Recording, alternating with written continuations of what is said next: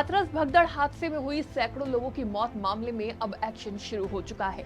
इसी के साथ हादसे पर अब राजनीति भी चरम पर है।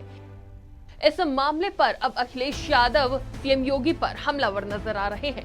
हाथरस भगदड़ मामले की जांच में पुलिस बाबा नारायण साकार हरि के लिए काम करने वाले लोगों को गिरफ्तार कर रही है। इसी में एक गिरफ्तारी मैनपुरी से भी की गई है। यहाँ पर पुलिस ने राम लतेड़े यादव को गिरफ्तार किया था। बाद में उनके बेटे अंकित यादव ने इसकी जानकारी एक चिट्ठी में समाजवादी पार्टी के प्रमुख अखिलेश यादव को दी, जिसके बाद अखिलेश यादव ने दावा किया कि यूपी पुलिस ऐसी गिरफ्तारी करके अपनी नाकामी छुपाने की कोशिश कर रही है। अखिलेश यादव ने कहा, उत्तर प्रदेश शासन प्रशासन हाथरस हादसे में अपनी नाकामी छुपाने के लिए छोटी मोटी गिरफ्तारियां दिखाकर सैकड़ों लोगों की मौत से अपनी जिम्मेदारी का पल्ला झाड़ना चाहता है। अगर ऐसा हुआ तो इसका मतलब ये निकलेगा कि इस तरह के आयोजन में हुई शासनिक प्रशासनिक विफलता से किसी ने कोई सबक नहीं लिया है और ऐसी दुर्घटनाएं भविष्य में भी दोहराती जाती रहेंगी।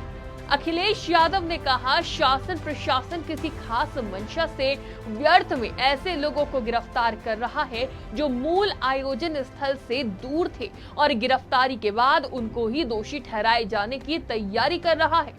ये गिरफ्तारियां स्वयं में एक षड्यंत्र है। इन गिरफ्तारियों की तुरंत न्यायिक जांच हो, जिससे उत्तर प्रदेश की बीजेपी सरकार का खेल जनता के सामने लाया जा सके।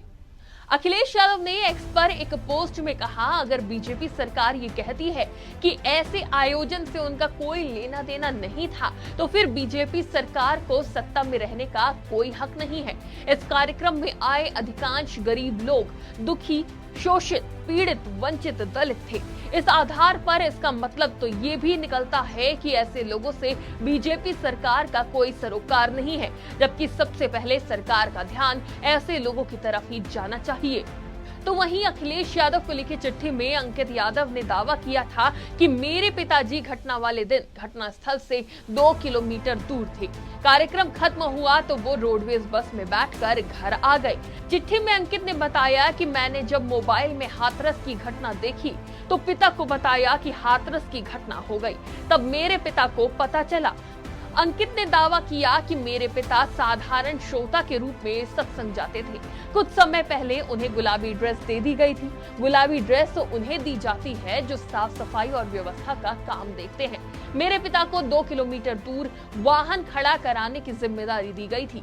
मेरे पिताजी को गलत तरीके से फंसाया गया है। उनका इस घटना से कोई वास्ता नहीं है।